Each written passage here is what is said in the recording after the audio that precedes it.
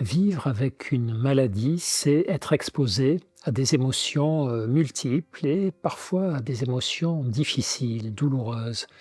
Par exemple, évidemment au moment de l'annonce, du diagnostic, mais aussi à des moments d'évolution de cette maladie, lorsqu'il peut arriver que des complications surviennent liées à la maladie elle-même, liées à la mise en place d'un nouveau traitement.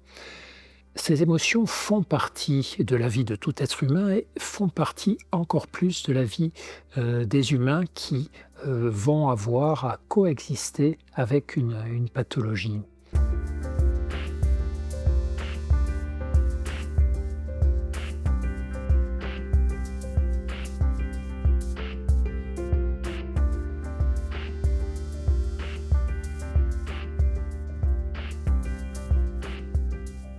Alors, parmi les émotions qui peuvent nous compliquer l'existence, et qui sont liées à la maladie, il va y avoir bien sûr, le fait d'être malade, va bien sûr pouvoir entraîner des émotions de tristesse, de désolation et ça c'est jamais une bonne nouvelle que d'apprendre qu'on souffre d'une maladie, même si ça peut l'être de voir que les médecins la connaissent et savent la soigner. Il peut y avoir aussi un sentiment d'injustice, pourquoi nous plutôt que nous laisser tranquilles, la maladie, tombe sur notre tête. Un sentiment d'envie aussi parfois par rapport aux personnes qui ne sont pas malades et qui ont cette chance et qui se rendent même pas compte de leur chance. On peut avoir de l'inquiétude, de la peur par rapport à ce que va donner cette maladie dans notre vie.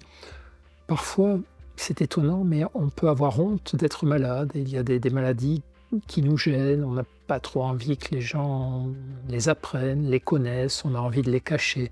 Bref, être malade, c'est avoir à affronter, à traverser tout un tas d'émotions difficiles et inconfortables.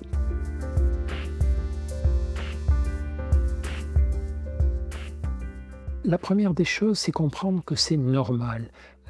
La vie en général nous expose à tout un tas d'émotions compliquées, douloureuses et la vie avec une maladie, plus encore. Donc ça n'est pas une forme de faiblesse, hein, que d'être parfois triste, inquiet, envieux, en colère, parfois un peu démotivé, c'est normal.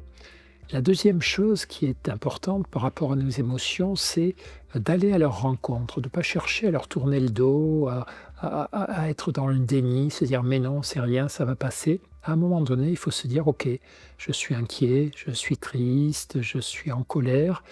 Comprendre ce qui est en train de se passer en nous, qu'est-ce qui a déclenché ces émotions, qu'est-ce qu'elles provoque dans notre corps, qu'est-ce qu'elle provoque comme pensée, comme vision du monde, est-ce qu'elle nous démotive par rapport à l'envie de continuer à nous bagarrer avec la maladie, à faire des efforts pour qu'elle recule, et cetera.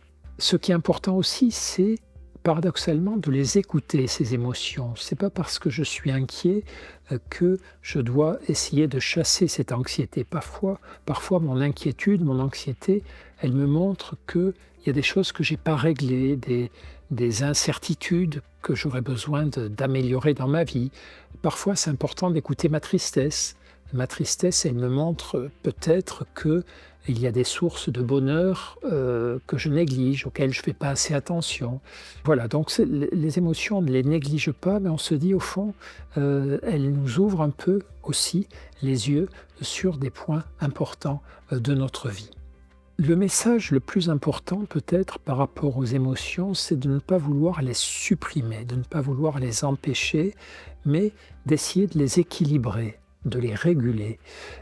Par exemple, quand on travaille avec la méditation pour aider les personnes à traverser leurs émotions difficiles, on va leur dire qu'au fond, chaque fois qu'elles se sentent en difficulté, plutôt que d'essayer de penser à autre chose tout de suite, c'est bien de s'arrêter, de respirer, d'accepter que l'émotion soit là, de se dire: «OK, qu'est-ce qui se passe en moi en ce moment? Pourquoi je me sens comme ça? Qu'est-ce que ça va me pousser à faire? À qui je pourrais en parler? Comment je pourrais réagir par rapport à tout ça?» Donc, voyez ce qu'on appelle parfois l'intelligence émotionnelle, c'est pas ne jamais avoir d'émotions, c'est quand les émotions inconfortables arrivent, s'arrêter, essayer de les comprendre et de les arrondir, de les équilibrer.